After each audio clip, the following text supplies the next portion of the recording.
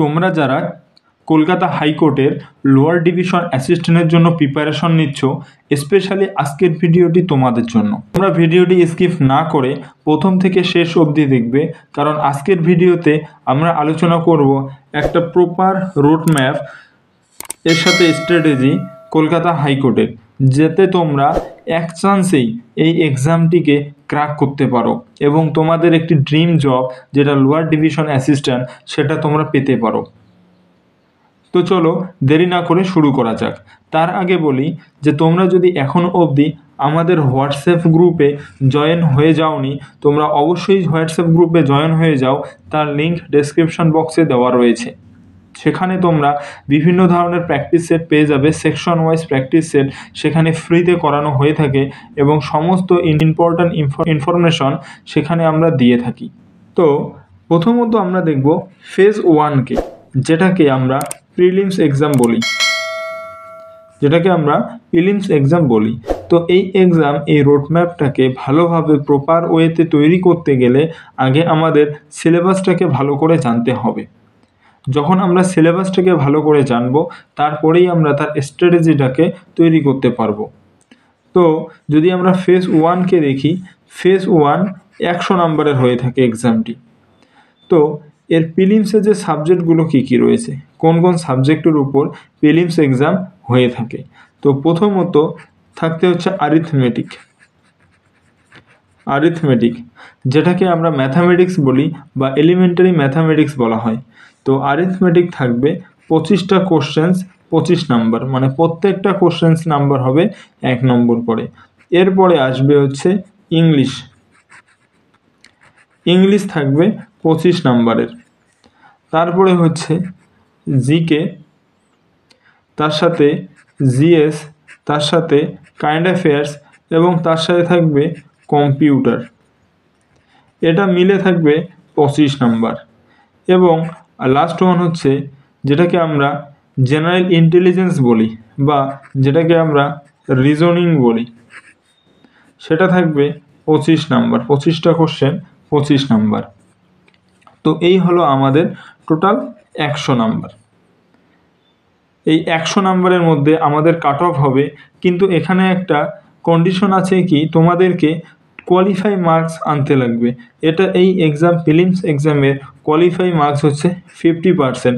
তার মানে 100-র মধ্যে তুমি যদি 50 আনতে পারো তাহলে তুমি কোয়ালিফাই।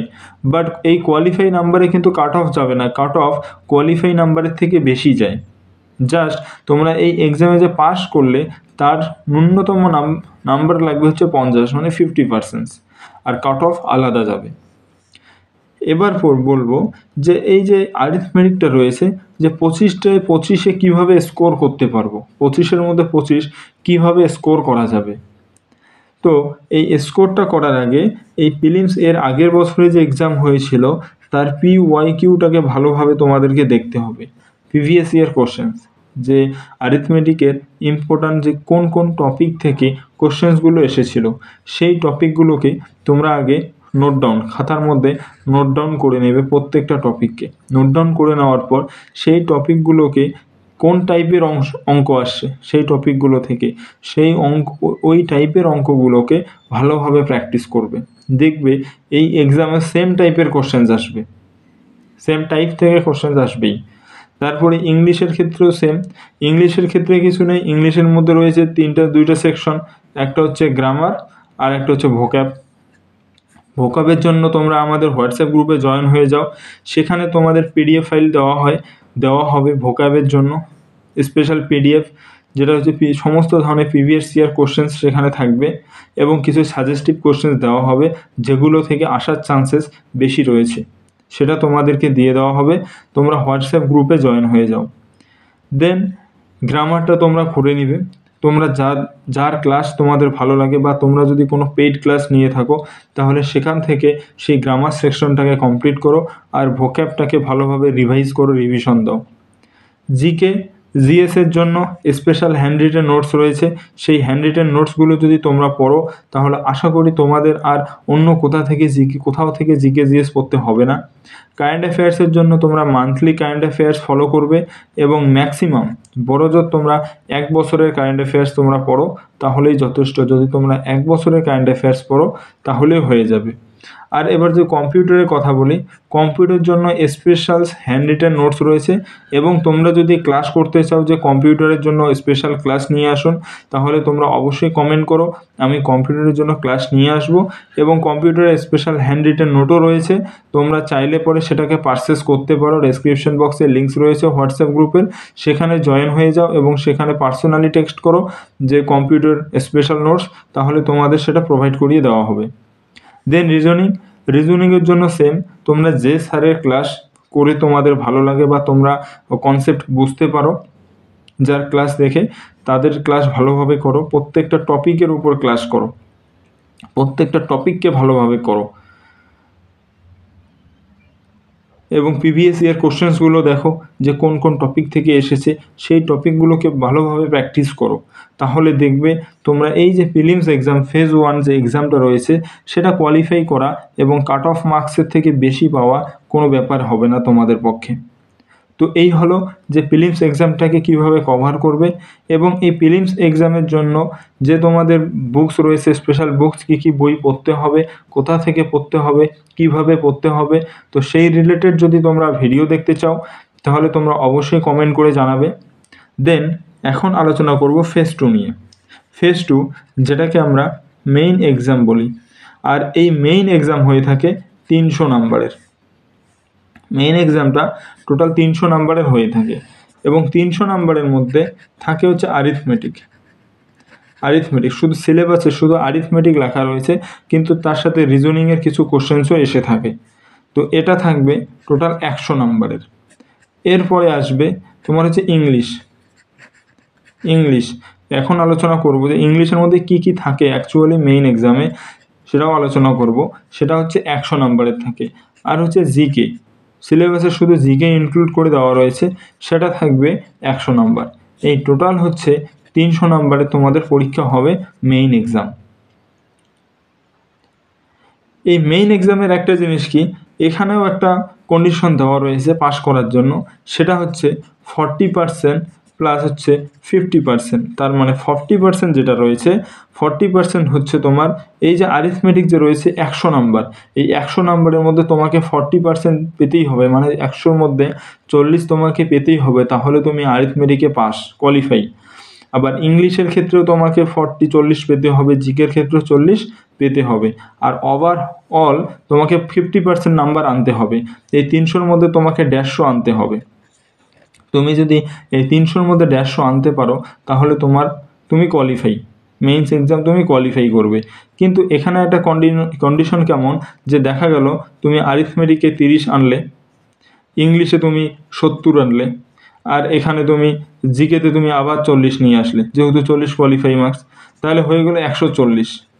তাহলে কিন্তু তুমি কোয়ালিফাই করবে না, কারণ এখানে 150 লাগবেই। 50% কোয়ালিফাই ওভারঅল নাম্বার তোমাকে আনতেই হবে, তাহলে তুমি মেইনস এক্সাম কোয়ালিফাই করবে।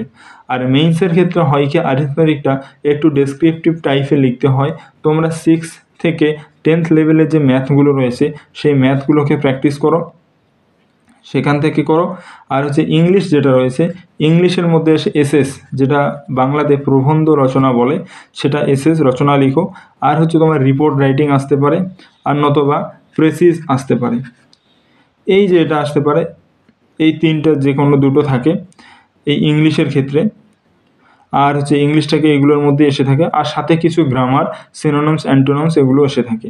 এবং জিকের ক্ষেত্রে যেটা রয়েছে 100 নাম্বার, এই জিকের ক্ষেত্রে সেম ওয়েতে থাকে। জিকের সাথে কারেন্ট অ্যাফেয়ার্সও যুক্ত থাকবে, জিএসও যুক্ত থাকবে। তো শুধু সিলেবাসে জিকে জেনারেল নলেজ ইনক্লুড করা আছে, কিন্তু এর সাথে কারেন্ট অ্যাফেয়ার্সও আসবে। তো এই গেল এই যে 300 নাম্বারটিকে তোমাদের এভাবে কভার করতে হবে। এরপরে লাস্ট ওয়ান যেটা রয়েছে ভাইভা ভয়েস টেস্ট। এই ভাইভা ভয়েস টেস্ট হচ্ছে তোমার 100 নাম্বারের হবে, ভাইভাটা হবে 100 নাম্বার। আর টোটাল যে ফেজ 1, ফেজ 2 এবং ভাইভা মিলে টোটাল হচ্ছে 400 নাম্বারের তোমাদের এক্সাম হবে। তো এবার যদি আমি রোড ম্যাপের কথা বলি, যে রোড ম্যাপটা কি, রোড ম্যাপ হচ্ছে প্রথমে তোমরা পিওয়াইকিউ অ্যানালাইজ করো। পিওয়াইকিউ দেখো প্রত্যেকটা সাবজেক্টের ইম্পর্ট্যান্ট টপিকগুলো, মানে কোন কোন টপিকগুলো থেকে কোশ্চেন্স এসেছে, তো সেই টপিকগুলোকে তোমরা নোট করো। নোট করার পর ওই টপিকগুলোকে ভালোভাবে কনসেপ্ট ক্লিয়ার করো। যখন পিওয়াইকিউ কনসেপ্ট ক্লিয়ার হয়ে যাবে এবং নোট ডাউন করা হয়ে যাবে, তারপর সাবজেক্টে চলে যাও। প্রত্যেকটা সাবজেক্টকে ধরো, যেমন জিএসের ক্ষেত্রে যদি বলি history, geography, polity, most important subject, এই সাবজেক্টগুলোকে চ্যাপ্টার ওয়াইজ ভালোভাবে পড়ো। তারপর এটা শেষ, সেম ওয়েতে ইংলিশকেও পড়বে, তারপর কম্পিউটারকেও পড়বে। কম্পিউটার, জিকে, জিএস এবং ইংলিশের ভোক্যাবের যে নোটস রয়েছে, ওভারঅল যে নোটস রয়েছে আমরা প্রোভাইড করিয়ে থাকি। তোমরা অবশ্যই হোয়াটসঅ্যাপ গ্রুপে জয়েন হয়ে যাও, সেখানে তোমরা পেয়ে যাবে। এরপরে আরিথমেটিক যেটা রয়েছে সেম করবে। এরপরে যখন তোমরা প্রিপারেশন শুরু করবে, যেমন আজকে থেকে প্রিপারেশন শুরু করলে, আজকে তোমরা করবে কি, একটা ফুল মক টেস্ট দিয়ে দেবে।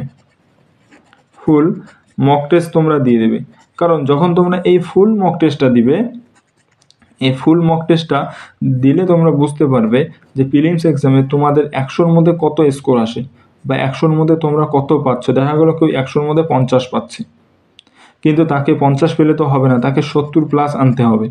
তাহলে এই যে 30 নম্বরে যে গ্যাপ রয়েছে, এই গ্যাপটা তোমাদেরকে ভালোভাবে ফিল আপ করার জন্য ভালোভাবে পড়তে হবে।